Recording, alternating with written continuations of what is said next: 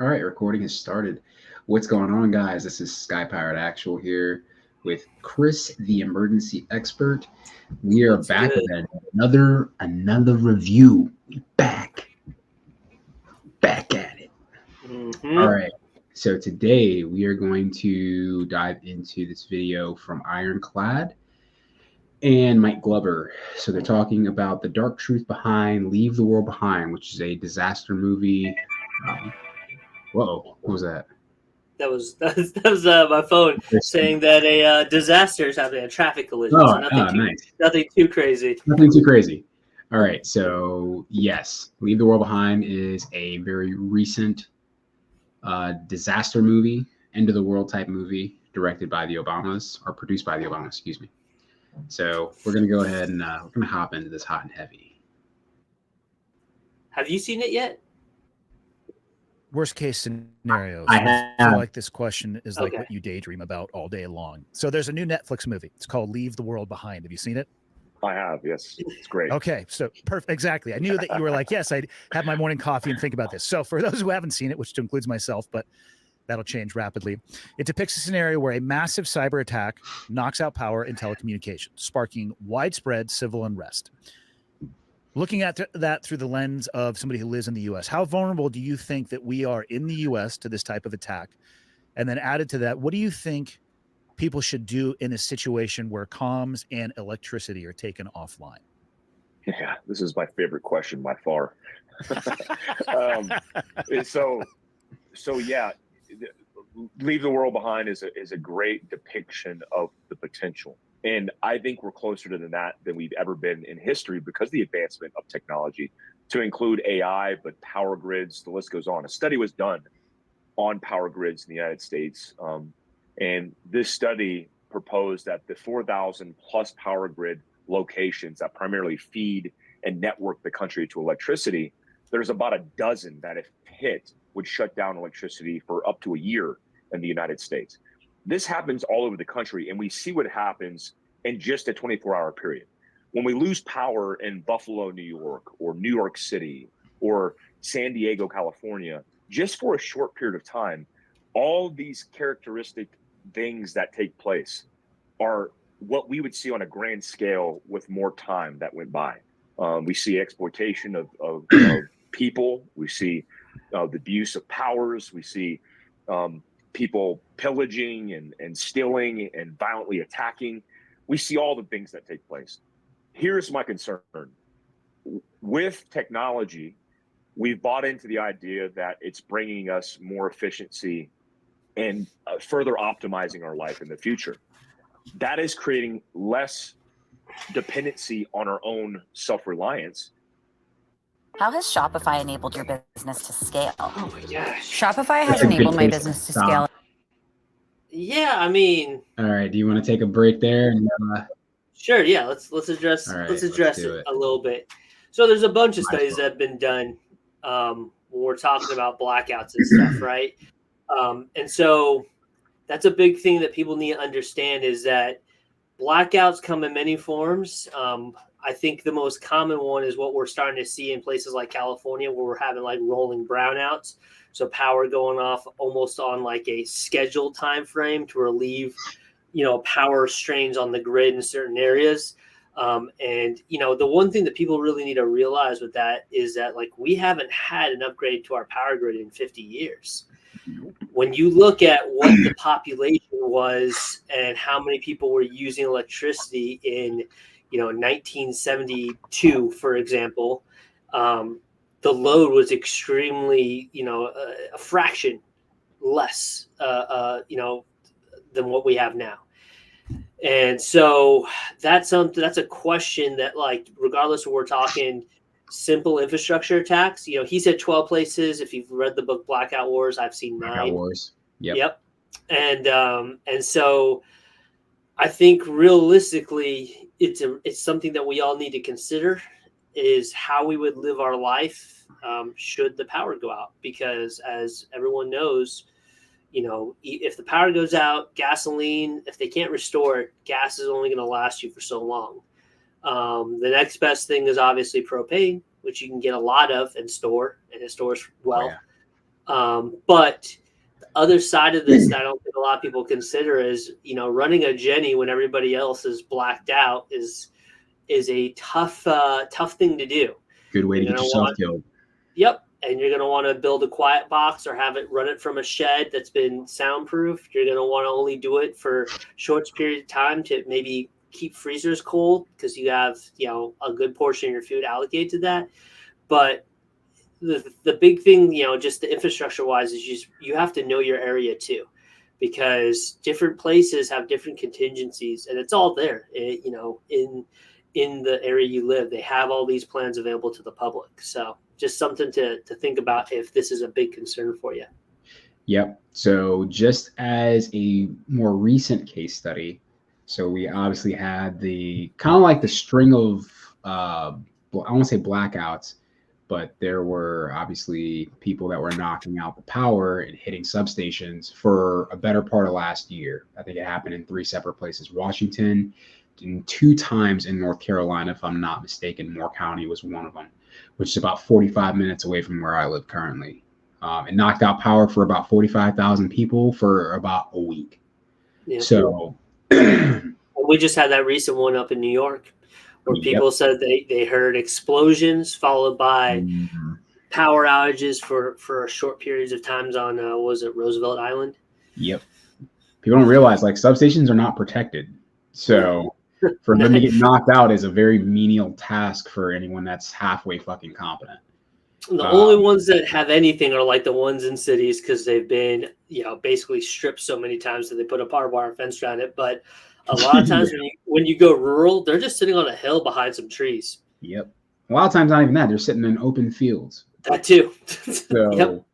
The most dangerous thing at that point, and you kind of hinted to it with the generator stuff, is people.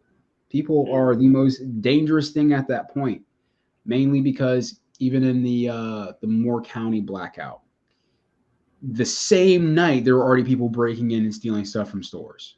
Yep. Already. The this first 24 hours. This is going to be just a common theme over and over again. It'll be a very common theme. So 24 hours deep, you already have to start worried about watching your own back. You have to be armed 24/7. You have to. I'm not saying you have to pull fire guard at that point, but honestly, that's not outside the realm of possibility given how these people operate. Literally, it wasn't even a full 24 hours before they started looting and pillaging stores. This is another big reason. This is another big reason why I think the solar power generators, like at least one that can run a freezer at least and charge cell phones and stuff. Because if you can run a freezer, you can essentially keep your food cold as long as you need to. Right. Short of losing power or losing the ability to charge that unit, because it makes they make virtually no noise. And I can run you only need to keep freezers cold, and they do that really, really efficiently as it is. So, right. Like in terms of cost, the gas generator is just going to be cheaper because combustion engine technology is old. But the gas isn't free. You can only store so much. It only has a certain shelf life. So you have to rotate it. I got both, but to me, for the last resort, if gas is completely gone, I can use that little power generator to run my freezers for as long as I need to. And then taking, one of those frozen water bottles and putting it in my fridge will keep my fridge temperature as cold as it needs to be to operate as a regular fridge. And we just rotate that. Yep. So don't have to be super complicated with it. Just think of things that are effective based off of your area and your situation. Mm-hmm. Well said. Let's hop back into the video. Let's hear it. Let's hear him talk about it.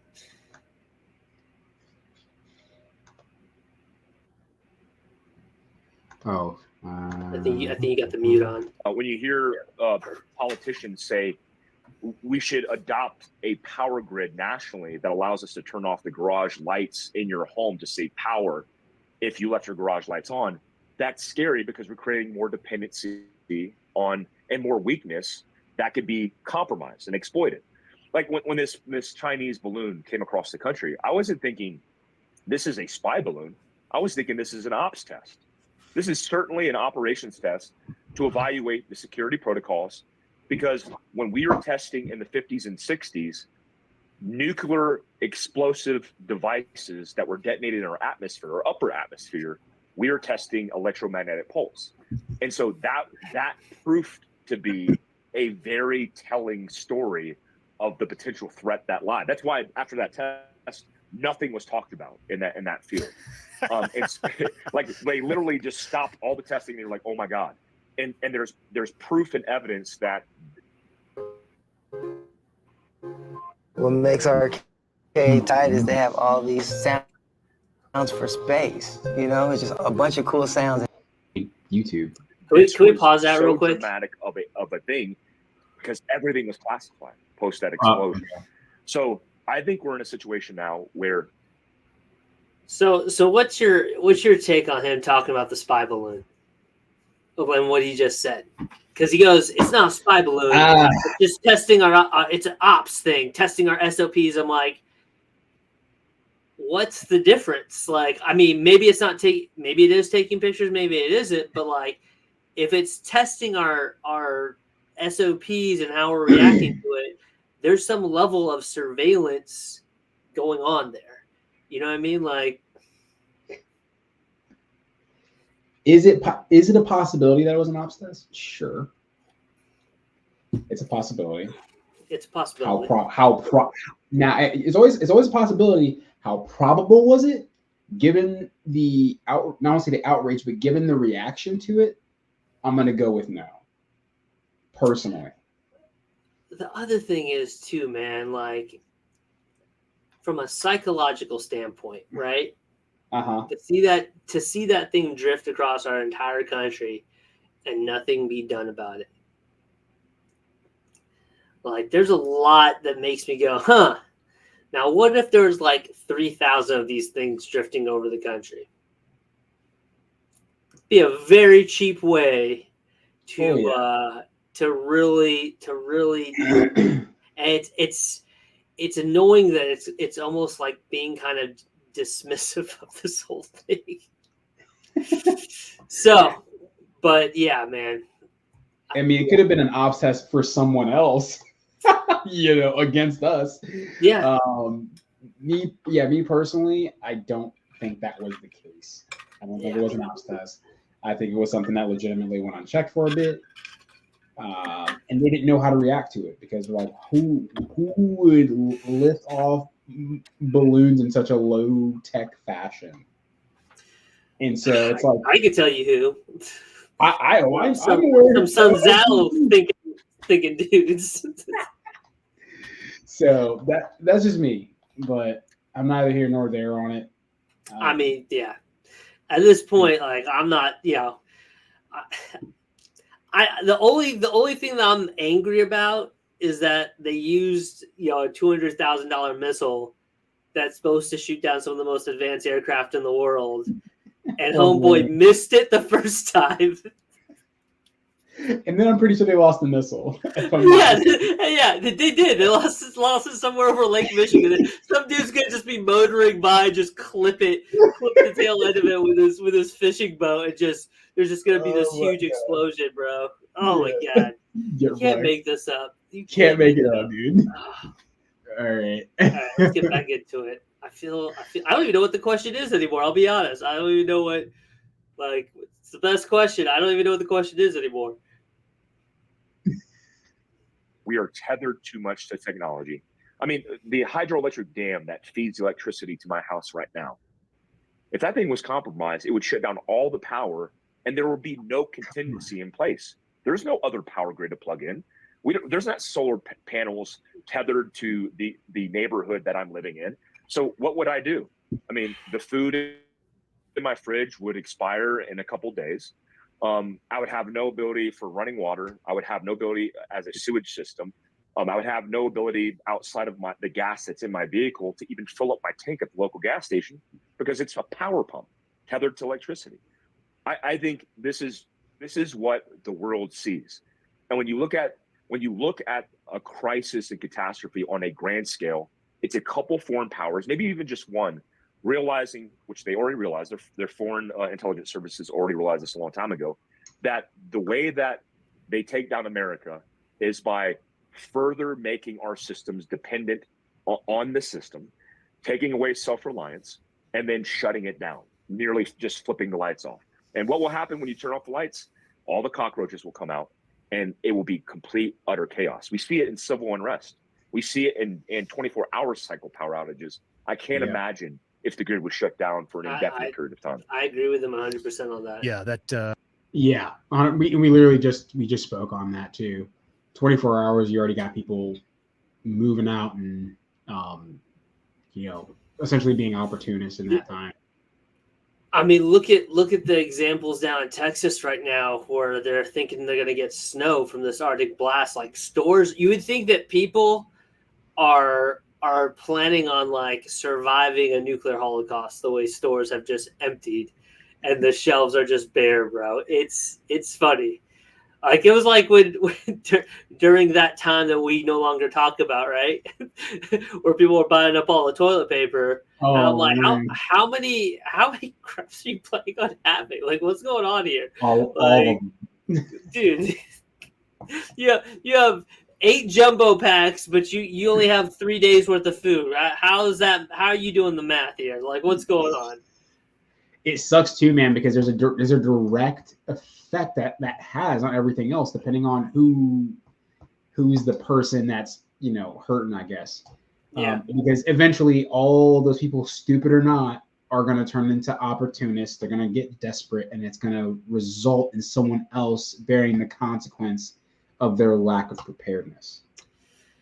And I mean, that's a big reason why we talk about what we talk about, right? I mean, that's all. That's the more people that we can get prepared is one less person that we now have to deal with when they are on their last straw. Yeah, it's all about insulation. Insulation from the event, insulation from bad decision making, high risk decision making. And that's another thing too we can talk about here, because someone else just put this in my last post, and they're like, oh, well, he's like, if whoever has kids is going to be a nightmare for you. I was like, I agree with that. But then another guy's like, oh, it's also a reason to live. I was like, yes, it's also a reason to conduct high risk activity on behalf of your children to make sure they get what they need. There's no way to make that good. Yeah. High risk activity is going to be high risk activity no matter what you do, no matter why you're doing it. And that's just the nature of the game. So if you are prepared, that means you're a lot more insulated from having to make those bad decisions and go out there to, you put yourself on equal playing ground with everybody else. So, well, I think that's the big thing that people don't realize, and I'm trying to start with like that first time frame first when I talk about this stuff, because just getting that month, right, getting the momentum of having that month put away that goes, okay, I just got a month. I know that no matter what happens, I got a month to figure it out. yeah, like that is peace of mind, especially in times like we're dealing with today. And what I've noticed just in my evolution is like, unless you can be self-sufficient, you ain't shit. Like that's really what it comes down to. Like if you're not producing any sort of food, if you're not a producer in any sense of the means, you ain't doing anything. yeah, And that's you're living on a timeline essentially. It's the equivalent to you having car insurance, health insurance, life insurance. Like you're gonna get a payout, but like that payout usually isn't gonna make up for whatever the event has caused in damages. And that's what a lot of people are kind of missing.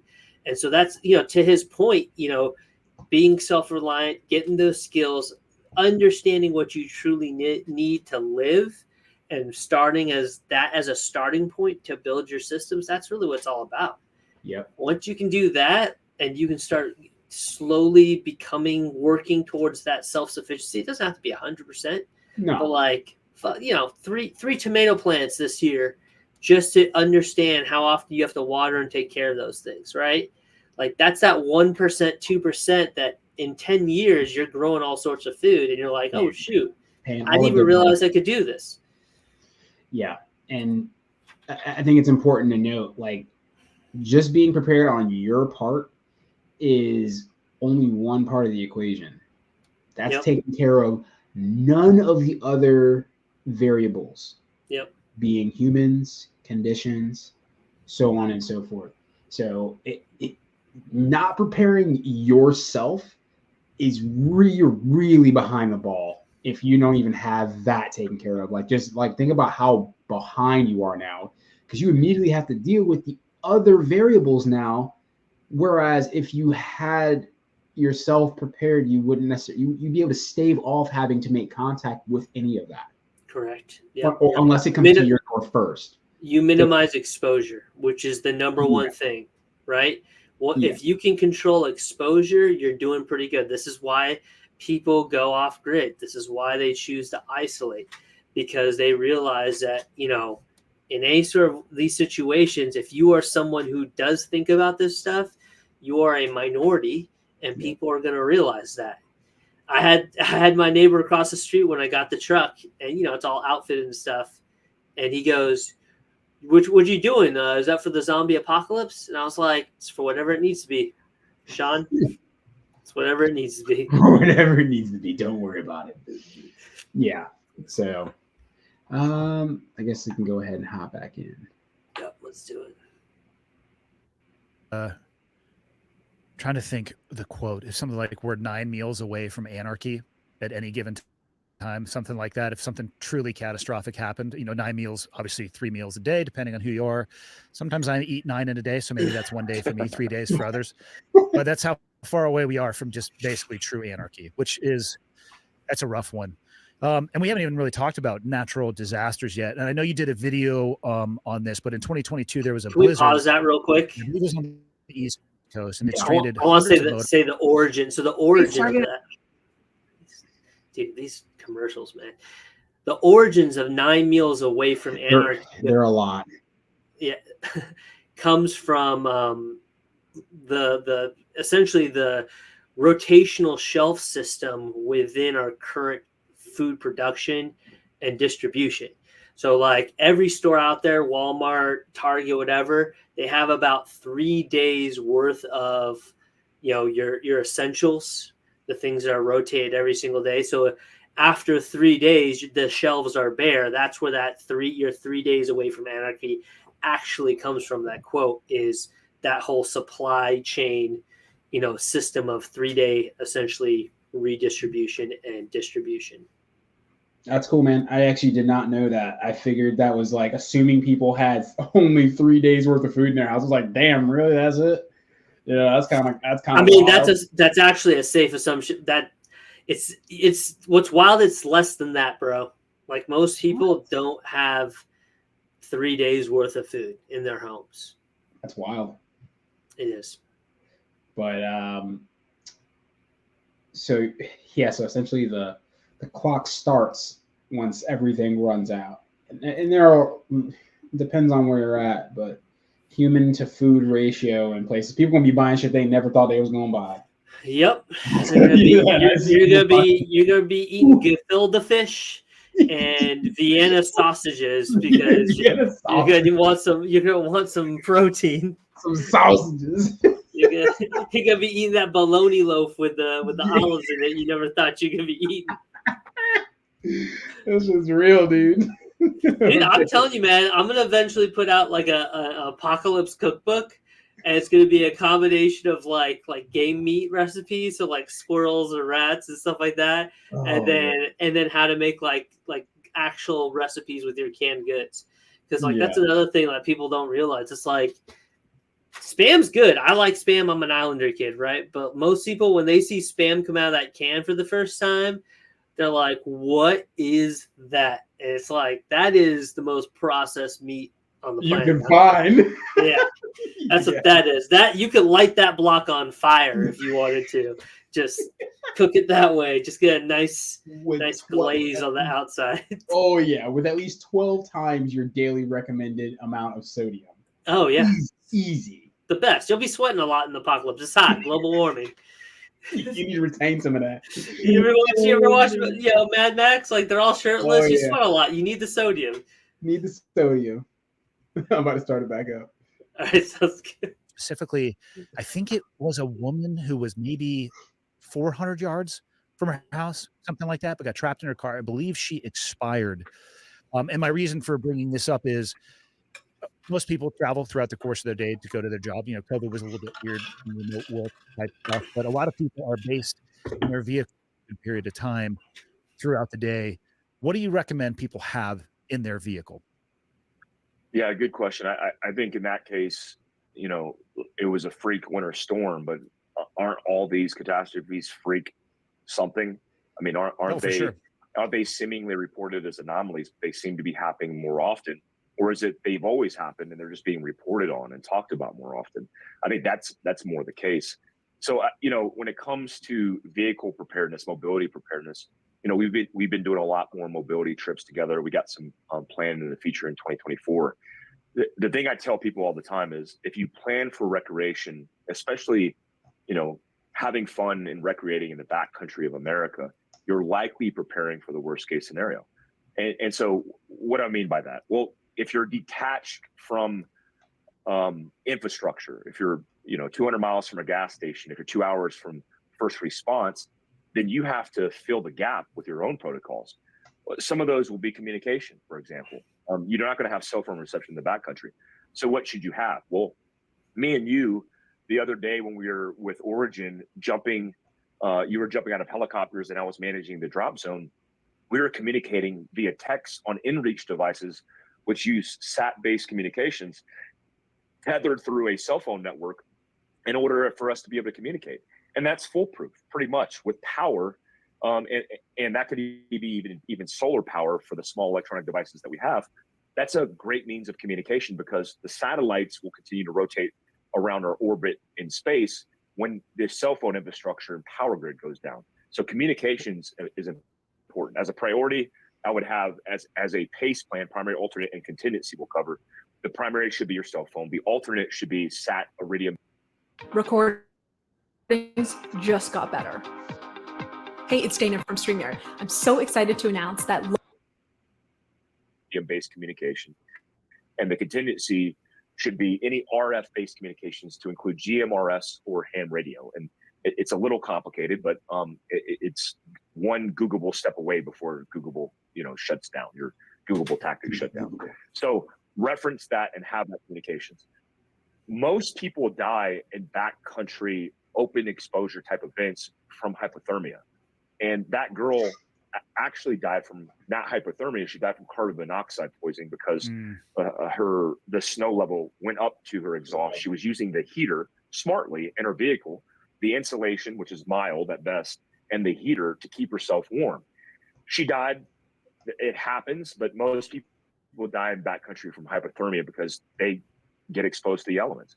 Have a Mylar space blanket, have a Mylar bivy sack, have a sleeping bag in the trunk that's a void where you don't have anything back there anyway. Have it even during summer days because it could be 115 degrees in Phoenix, Arizona. If you're in a vehicle accident and you're bleeding, you potentially could become hyperthermic. I mean, when you lose blood, your core body temperature reduces. So have that as a plan. And I would say definitely not last. There's plenty other options, but as a priority, have the ability to treat first aid as it applies to vehicles. We see a lot of burn victims in vehicles because you're driving a vehicle with a 15-gallon at a minimum fuel tank underneath it. If you're in a vehicle accident or you come across a vehicle accident where there's a burn victim, not understanding protocols could actually do further harm. For example, putting bandages or putting water on a burn victim is the worst thing you could do. Simply have burn bandages and understand that protocol and have that in your vehicle. Have all the things tethered to first aid. For example, have the ability to SAM splint a wound. If you break or injure your neck or your extremity, you need to isolate and immobilize because you have to get to a higher level of care. And you're not typically thinking about that when you're thinking about treating the injury. You have to actually transport the injured to include yourself, potentially a long time over whatever kind of conditions that you're at. So have that ability. Lastly, let me fill this gap. It's recovery and maintenance. We ran into this in the backcountry of Moab. We had imagery that showed a route that didn't exist.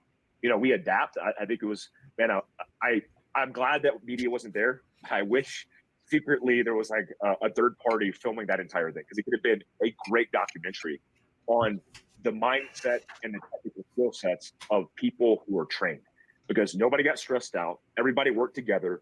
We adapted, and we did so happily. And because we're trained, that was just a life experience that was really fun. But for most people, they would have fell apart. I mean, some people would just quit, try to start a fire, probably couldn't start a fire, and then try to call SOS and send up the balloon. Be prepared in the backcountry with maintenance and recovery. That's going to facilitate your mechanical tool to get out of harm's way if something happens. It could be a tire flat. I mean, we lost the side puncture. We lost a tire, but we did a NASCAR pit change and changed it in like 2 minutes, and we're back on the road and able to continue. If we didn't have that, it would have been a lot more difficult to get out of that situation, but we planned for contingencies and we had the right equipment. I've worked at some of the largest retailers on the planet. You think they all have it figured out, but Shopify really does. You can build a All right. I mean, have a car kit, like for whatever you're doing. That's the big thing that like a lot of people, you just need to have stuff with you. Your car has the space. I don't care what size car you have, you can make yourself a little kit. And just the big thing we've talked about this before is like the kit should be, what are the things that I'm gonna have to deal with a vehicle, right? The number one thing I can think of, tire puncture, right? So just have a tire puncture kit, watch the YouTube videos on it. If you get bald tires, practice on your bald tires, practice patching it. That's a great way to learn, just like, suturing on bananas and stuff like that. And then, with that, the other things are, how far away are you from home? You want to be able to grab your bag and make it home as fast as possible. If you're really far from home, you're going to have to come up with more creative stuff. And I know people, I mean, you probably knew this, contracting overseas or across the other side of the nation, what's the number one thing? Money. Right? Like more than anything else, you can make a lot of stuff happen if you have money. You can get rides, you can procure items. So, but just having that kit in that vehicle it's peace of mind, and it's nice having an extra place to have stuff.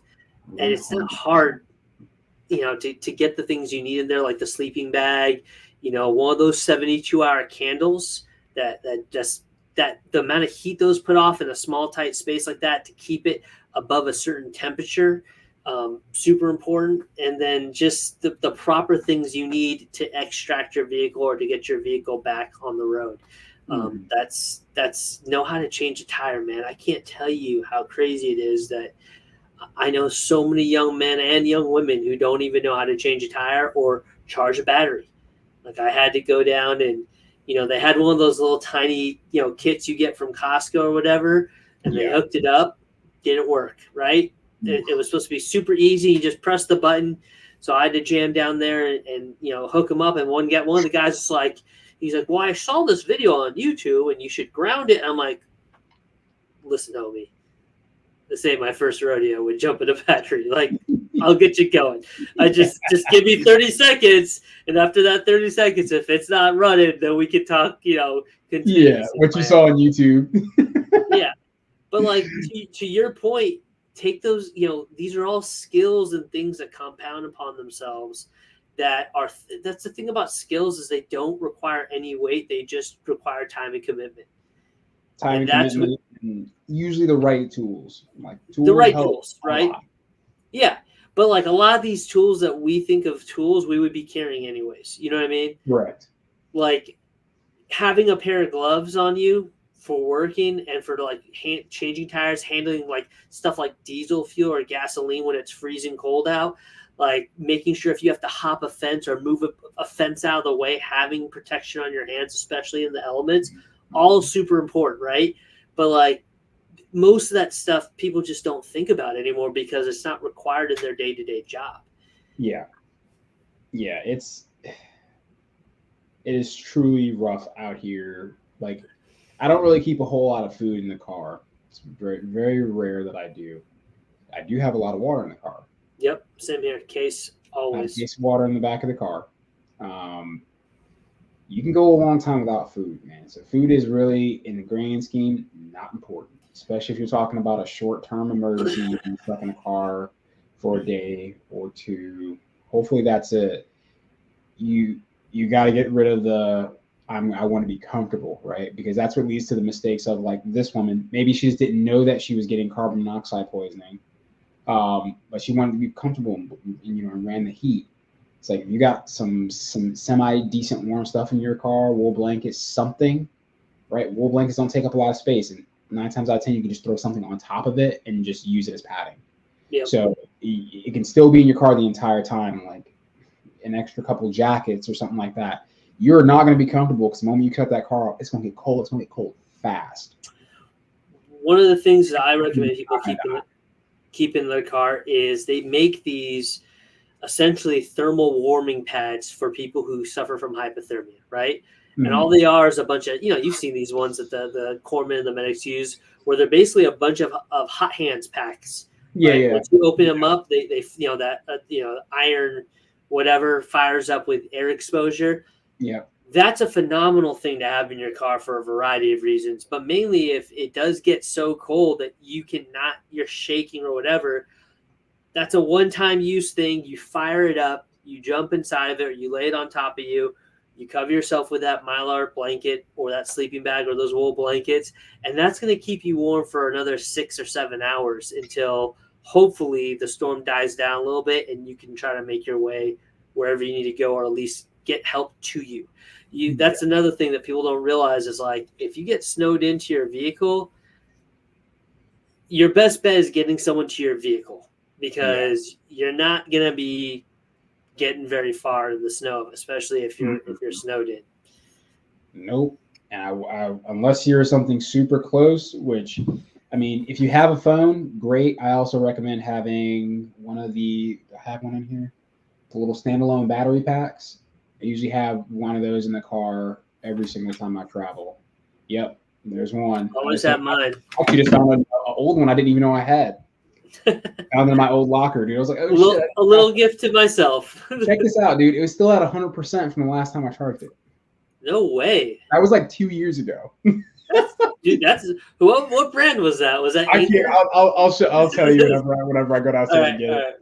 That's awesome, man. Crazy though. So those things keep power for a long time, but I definitely recommend having one of those in your car, because if your car does shut off or you can't run your car or whatever, you have another battery pack, so that way you can keep your phone charged, so you can make that emergency calls and stuff like that. So another cool thing to do is you can download offline maps now of whatever areas that you're in. I've already done that with like 3 cities.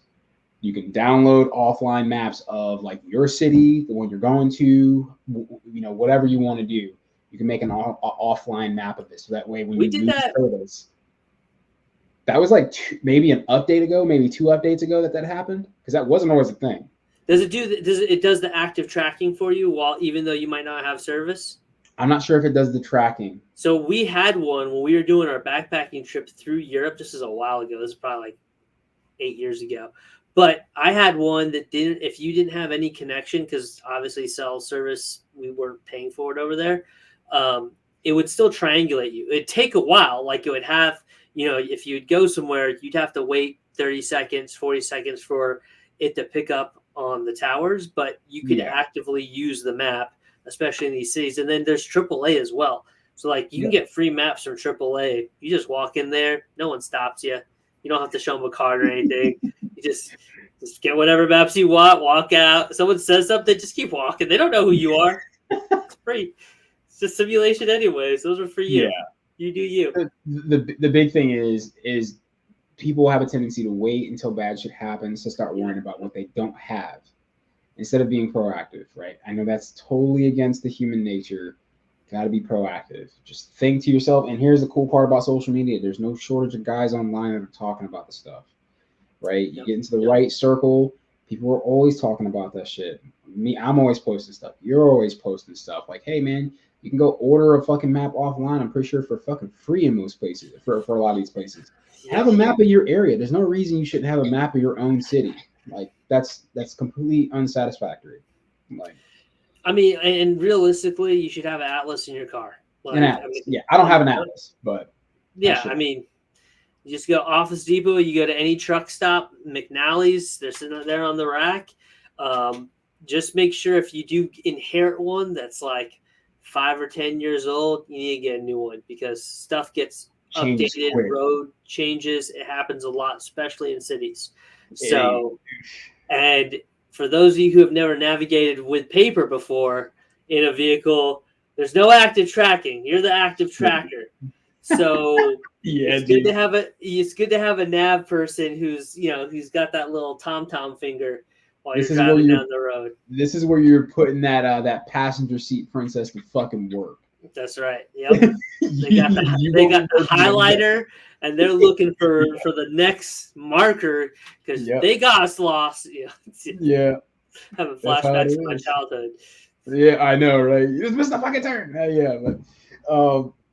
Yeah. So other things that you keep in your car, I'm sure we can both dive into this a little bit. Yeah, I mean, we're at 41 minutes. I'm not sure who else is going to be listening this far. Whatever. If you're here, what's up? Thank you for staying. All one of you, whoever it is. Yeah. So lights, right? Yep. So lights, small pack of batteries for, I would say, a headlamp. So obviously you can go hands-free. Glow sticks. Those are good for signaling, marking. I don't know many people that carry flares anymore. I do. Do you? Yeah. I mean, honestly, like, especially if you got a down tree or something and like, I don't need to stick around. I know that the fire department's on the way. It's just something about that flare and the smoke and the brightness signals people to stop faster than any orange cones, whatever, you know what I mean? So for me, like, it's super easy to deploy 2 flares if a tree comes down or if I have to get someone's attention. It's quick on that, and it doubles as a fire starter. So if I do need to like cut out, I can grab one of those, throw it in the backpack. If it's super wet conditions, I know I can cut off the bottom of that thing and it's going to light up without any issues. Yeah. So really, you can probably get like a small tough box and just keep that in your back. So that way you don't have your shit spread about in your car or wherever. But you have an emergency kit and you can just have all that stuff in there. It's probably the best, most economical way to do that. But you should have something, right? If you're going through icy conditions, having salt is probably a good thing to do. That's what we used to do up in the north. So have some salt. Yep, something to get you out of deep snow. Have a small shovel. You can get a small e-tool of some sort, so that way you're not stuck. So there's a whole bunch of things you can do. Maybe that can be a separate video that we kind of hop into about what we carry in our cars. He mentioned medical. Like, I have medical in my car. I put medical in her car, so she's not going to do it, so I do it for her. And here's another big thing on the medical side. Stock to your level of skill. So like if you don't know how to use like a nasal pharyngeal or needle D, like don't put it in there because you might feel tempted to do something with it and you don't know what you're doing. You're gonna end up doing more damage. So wait till you get to the training on that. If you already got the stuff because you bought it at a gun show or whatever, hey, good on you. I'm glad you're prepared. You're doing more than what most people are. But get the training on it first. Go do it through a tech class or go get your wilderness first aid done. Those are great classes to get you that next level of training beyond Red Cross and basic first aid. Yep, 100%. All right, dude. Yeah, man. That video was a little lackluster. They made it like that title. I was like the dark truth, and it was like, come out to my vehicle mobility course and we'll change out tires and we'll go in the backcountry. And like, if you can survive in the backcountry, you could definitely take on a polar vortex. Just bust out your diesel heater that you have in the back of your Altima. I'm just playing. Oh yeah, sure you are. Okay. Well, thanks guys for tuning in to our fuckery. If you made it this long, I hope you're laughing with us. Oh, dude, it's fun. Oh, this is funny. It's just jokes, people. It's just jokes. Don't take it. It's just jokes. All right. So if you guys want to find us, obviously you can find me over at skypower_actual on Instagram, or if you want to go over to the company page, it's at Cloaked Entry Co. We have classes coming up. Our next class is March 2nd to 3rd, which is your 2-day covert entry class. Also really good to know for disaster, just saying. And then Chris, you want to plug yourself? I'm at the Emergency Expert on Instagram, and my company is Get Prepared LLC. You can find me over at getpreparedllc.com. And here for all your emergency and preparedness educational instruction. Oh, yeah. All right, y'all. Be safe. Be prepared. Go train. Hell yeah.